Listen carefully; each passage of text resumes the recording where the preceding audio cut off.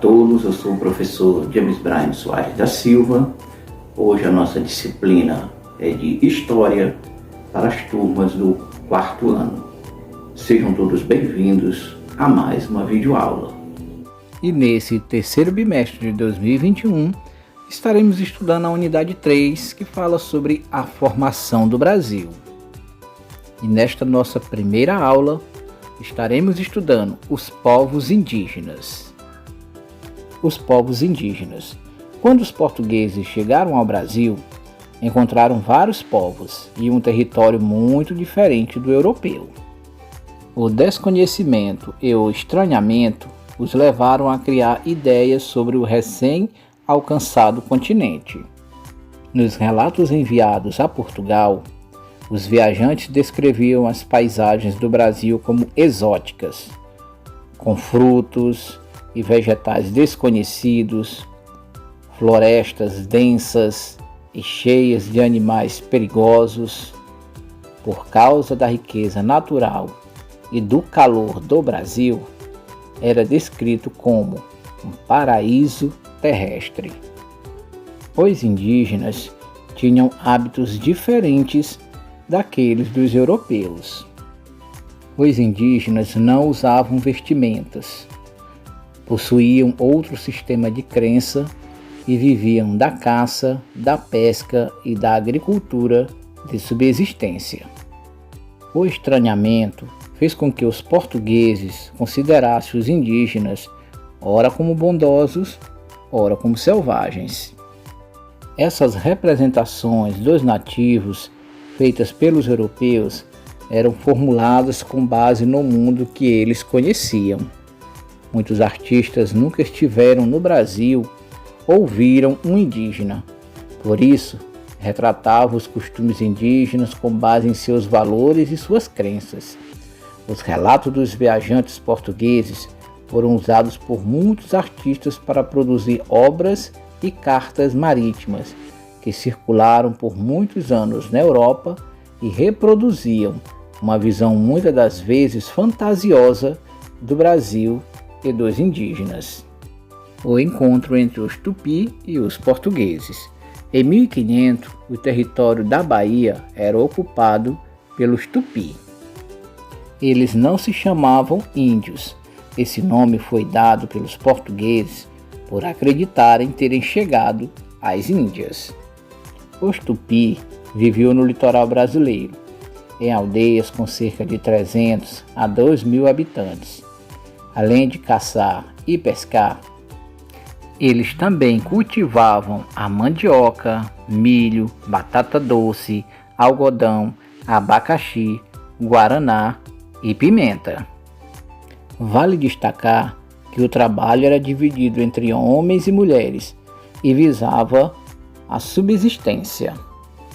Eles também se banhavam várias vezes ao dia, pintavam seus corpos com tintas extraídas de frutos como o uruncu e o genipapo, e usavam colares, brincos, pulseiras feitas de sementes e penas de aves.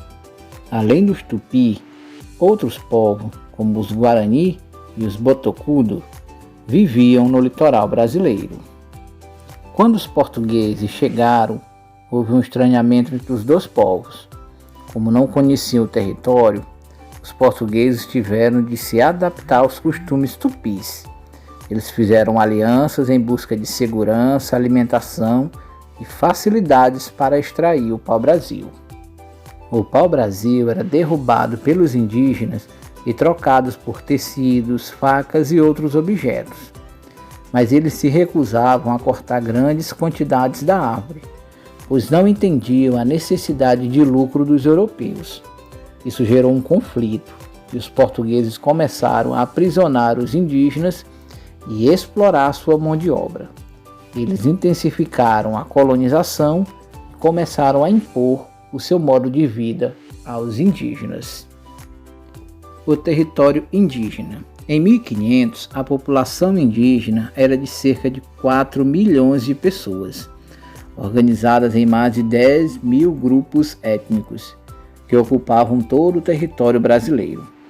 Com a colonização, as terras indígenas e a quantidade de povos nativos diminuíram muito.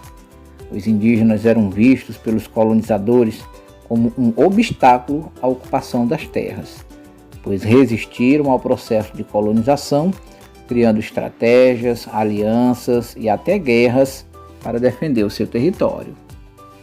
A partir de 1530, as terras indígenas do litoral brasileiro foram sendo ocupadas pelos portugueses com o objetivo de extrair o pau-brasil, além de instalar feitorias e engenhos de cana-de-açúcar. Nos anos 1600 e 1700, com a descoberta das minas de ouro, começou a exploração das terras indígenas na região onde hoje estão localizados os estados de Minas Gerais, Mato Grosso e Goiás.